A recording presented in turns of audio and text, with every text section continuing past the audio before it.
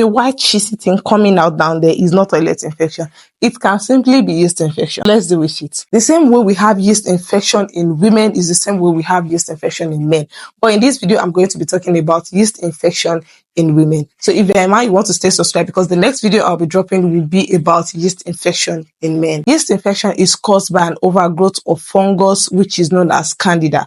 I always say it in my video that there are some good bacteria in your body and on the surface of your vagina, same as some fungus. So when the growth gets too much in the body, that is when it can lead to yeast infection. And that's when you start noticing some symptoms like itchiness and that white discharge you call toilet infection. Let's talk about the cause. The first cause is antibiotics. Using antibiotic when it's not prescribed to you can cause yeast infection. This is because there are some good bacteria in your body, and when you've used antibiotics to a certain point, you kill all the normal flora, that is the good bacteria in your body. And when you kill them, the candida in your body would have the upper hand, and when it gets too much, it can cause yeast infection. The second thing is hormonal imbalance. During pregnancy, menopause, ovulation, and even when you are taking birth control pills, your hormone kind of fluctuates and can affect some microorganisms in your body. Fungus, which cause yeast infection, is included. When this happens, it makes women to be prone to yeast infection. The next one is sugary foods. If you like taking milks, sweets, or anything that is just sugary, it can cause yeast infection because fungus known as Candida feeds on sugary things. And when you take too much sugary things, it creates a very conducive environment for the fungus called Candida. Poor hygiene and also tight clothing. I always say this in my videos. If you are at home, wear a loose fitting underwears. Even if you are not at home, make sure your underwears are made of cotton and not synthetic. This is because when you wear tight underwears, it can trap moist in your vagina, and when moisture is trapped down there, it can leave as a breathing space for microorganisms. I have a video about that. I'm going to leave it right here in the description box, so make sure you get in touch with that video. Also, when you don't practice good hygiene, maybe you don't wash your vagina very well, or you don't even wash your undies very well, then the microorganism will start growing on your private part, and it can predispose you to yeast infection. The last cause of yeast infection is unprotected sexual intercourse.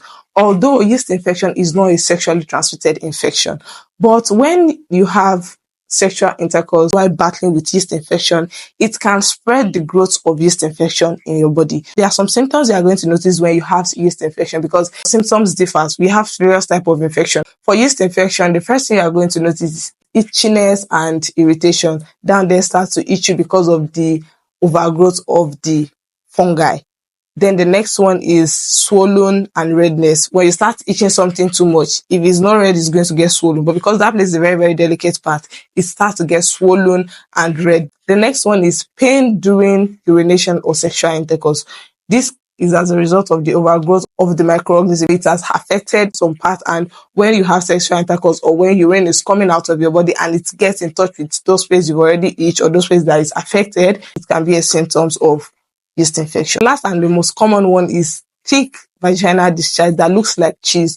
So whenever you notice you are discharging and your discharge is like cheese, like white and odorless, make sure you see your doctor. It can be a sign of yeast infection. The treatment, the first one is antifungal creams or suppositories. So suppositories are like drugs that they tell you to insert into your vagina at night, you understand, or even antifungal cream. There are some creams that you just have to apply on the surface of your vagina.